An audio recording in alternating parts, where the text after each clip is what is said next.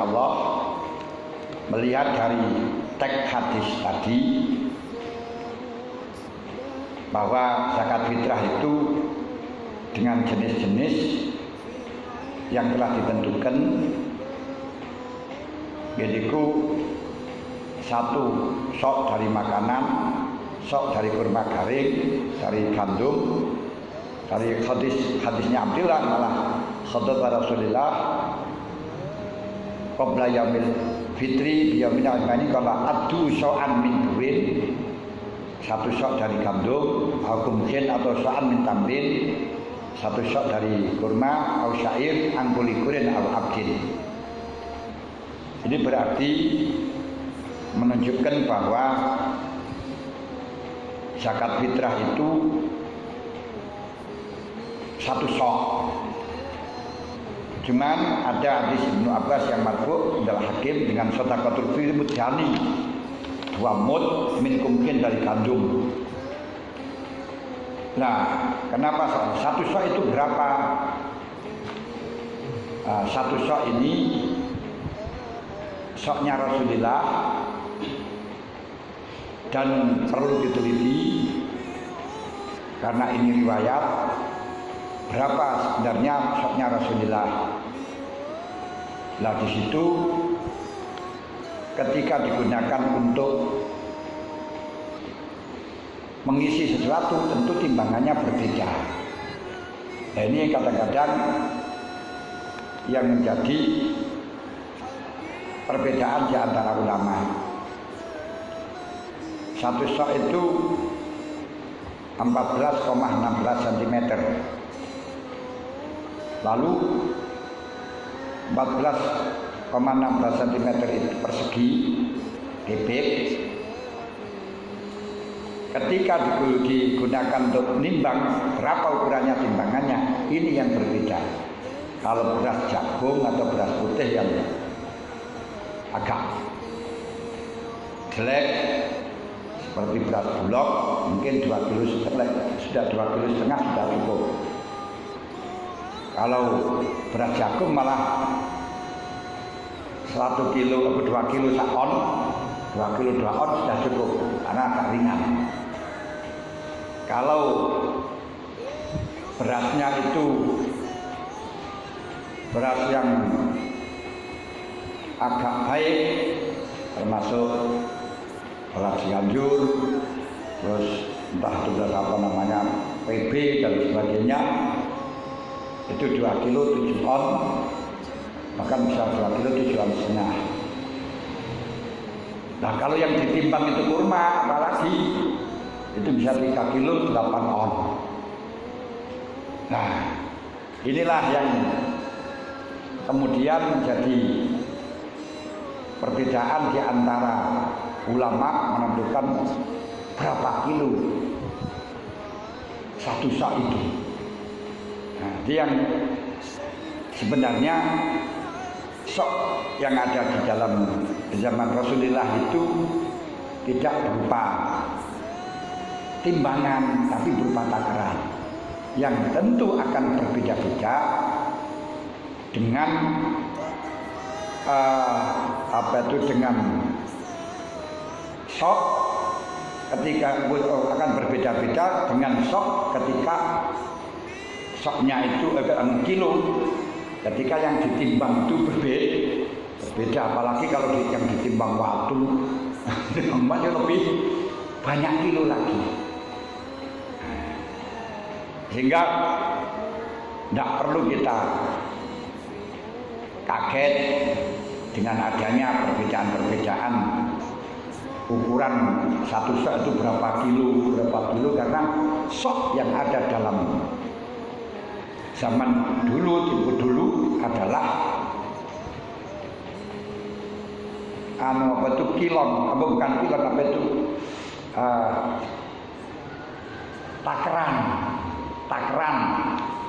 takaran seperti batok ada di dalam ini, seperti batok, yaitu yang masyhur untuk ukurannya kira-kira 14,16 cm. Disitulah kau gunakan untuk mengukur. Makanya dari sini akan terjadi perbedaan antara soknya Abu Hanifah dengan soknya Imam Syafi'i. Kok 27 on, Abu Hanifah kok sampai 3 kilo 8 on. Karena soknya Abu Hanifah itu yang dihitung menggunakan kurma itu ya mantep, tidak sama dengan beras. Nah ini permasalahan yang menjadi latar belakang perbedaan sok. Lalu dari keterangan di atas bahwa Abu Hanifah mengatakan wajibnya zakat itu adalah dari barang-barang yang mansus, yaitu yang disebutkan di dalam hadis tadi. Ini ku bur, kumkhin, tamar, syair, hintoh, ini dimaksudkan hintoh, gandum atau susu yang belum diambil zakatnya untuknya. Bisa diganti dengan kimah, tapi dengan kimahnya yang dijelaskan di dalam hadis itu. Nah ini. Kemudian di dalam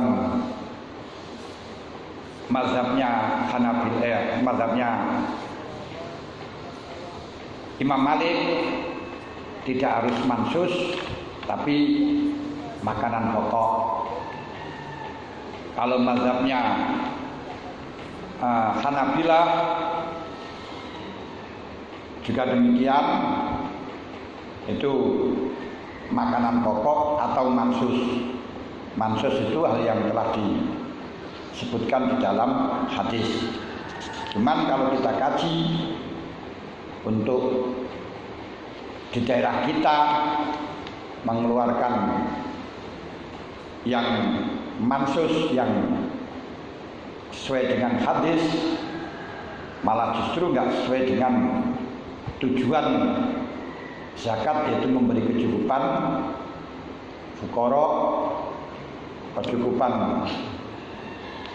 masakin pada hari raya, dikarenakan makan pokok di daerah kita bukan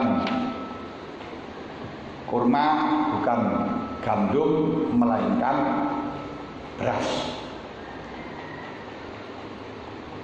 Lalu jinsin wajib dan sifat ukurannya, yaitu yang jelas dalam hadis.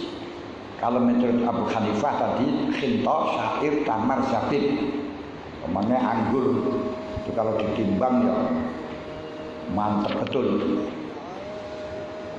Kalau yang jumhur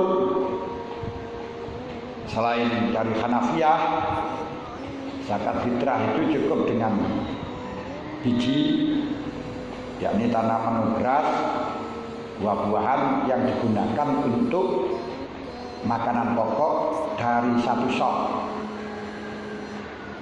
Nah, satu sok tidak hanya hubub, tapi simar boleh menurut jumhur. Buah-buahan, tapi buah-buahan yang digunakan makanan pokok. Menurut Imam Malik, wajiban mengeluarkan adalah yang penting makanan pokok dari asnaf macam 9. Tidak boleh mengeluarkan makanan pokok dari selain 9. Apa 9 itu? Kumkhin, syair, saltin, ini macam nanti jagung selat, zurotin, dugnin, tamar, zabib, akid, ini kapan? Akitin. Harus 9 itu. Nah, tidak bisa mencukupi selainnya, walaupun itu makanan pokok, kecuali yang lebih baik. Yang lebih longgar dalam hal ini adalah Syafi'iyah, bahwa Rasulullah menyebutkan macam-macam zakat dari jenis yang tertentu tadi, maksudnya adalah itu makanan pokok. Karena itu makanan pokok, tidak harus dari yang disebutkan di dalam hadis, maka kewajiban untuk mengeluarkan zakat disesuaikan dengan makanan pokok di daerah masing-masing. Kalau di daerah kita ini beras, harus dikeluarkan dengan beras. Jangan malah dikeluarkan dengan kurma, malah nggak menjadi makanan pokok, malah justru nggak cukup. Berarti yang dikeluarkan di dalam zakat fitrah, jenisnya yang dikeluarkan di dalam zakat fitrah ini bukan ta'abudi menurut Imam Syafi'i, bukan dogmatif, tapi hal yang bisa diketahui maknanya, yaitu makanan pokok. Kenapa?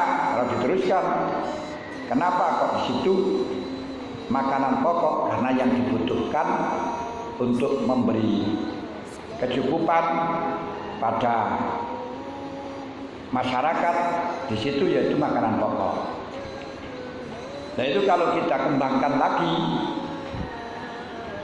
kalau memang tujuannya untuk memberi kecukupan, maka